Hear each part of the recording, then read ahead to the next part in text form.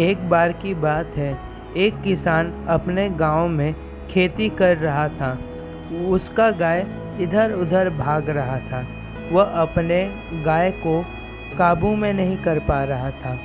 उसी समय बगल से एक गुरु जा रहे थे। वह गुरु देख रहे थे कि किसान उस गाय को कैसे रोकता है।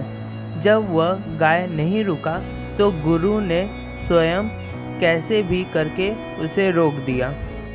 किसान गुरु को देखा और कहा कि कब से मैं इस गाय को रोकने का प्रयास कर रहा था, लेकिन आपने इतनी सरलता से इस गाय को कैसे रोक लिया।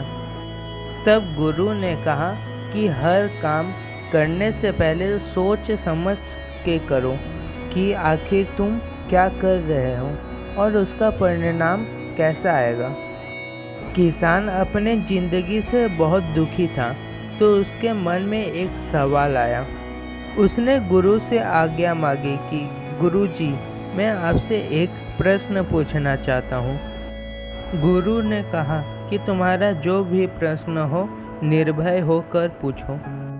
उस व्यक्ति ने पूछा कि हमारे जीवन में समस्या ही समस्या क्यों होती है।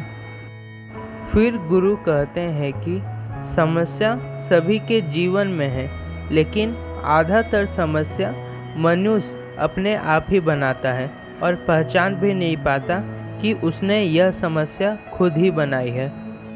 किसान बोलता है, आखिर मनुष्य अपनी समस्या को और क्यों बनाएगा। गुरु कहते हैं, सभी के अंदर लालसा है। कुछ लालसा अच्छे के लिए होती है और कुछ बुरे के लिए। जो भी हम बुरा काम करते हैं या बुरा किसी के बारे में सोचते हैं, वही चीज़ हमारे कठिनाइयों का कारण बन जाती है और वही कारण आपको बहुत कष्ट भी देता है। आधा से ज़्यादा समस्या हम लोग के गलत विचार के सोचने से होता है और कुछ विचार बेकार में ही आते हैं। अगर हम लोग अपने मन में अच्छे विचार बनाना शुरू कर दें तो यह नेगेटिव विचार एकदम छोटा पड़ जाएगा, लेकिन यह नेगेटिव विचार हटेगा नहीं, लेकिन वह अच्छे विचारों के सामने कम हो जाएगा और आप सूझबूझ से काम ले पाएंगे। मैंने एक कहानी सुनी थी। दो गुरु दोनों अलग अलग कुटिया में रहते थे।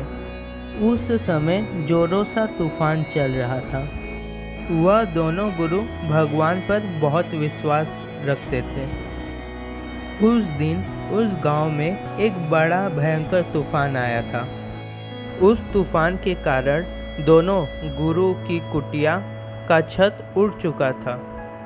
जब रात हुई तो दोनों गुरु अपने कुटिया में वापस आए।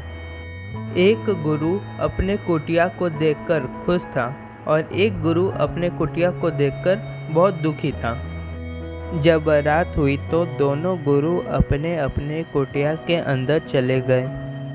एक गुरु अपने कुटिया में लेटकर छत को देख रहे थे और सोच रहे थे कि भगवान ने उनके साथ ठीक नहीं किया। दूसरे गुरु अपने कुटिया में लेटकर आनंद को महसूस कर रहे थे। वह अपने कुटिया के छतों से आने वाले रोशनी को देख रहे थे। वह रोशनी चांद और सितारे का था। वह गुरु भगवान को धन्यवाद कर रहे थे कि उनकी वजह से यह सुंदर नज़ारा उन्हें दिखाई पड़ा और अपना आधा घर बचने के बारे में सोचकर वह भगवान को धन्यवाद किए जा रहे थे। इससे यह पता चलता है कि दोनों व्यक्ति एक ही सिचुएशन में रहकर किस प्रकार से सोचते हैं और किस प्रकार से काम करते हैं। आशा करता हूँ कि आपको यह कहानी बहुत पसंद आई होगी।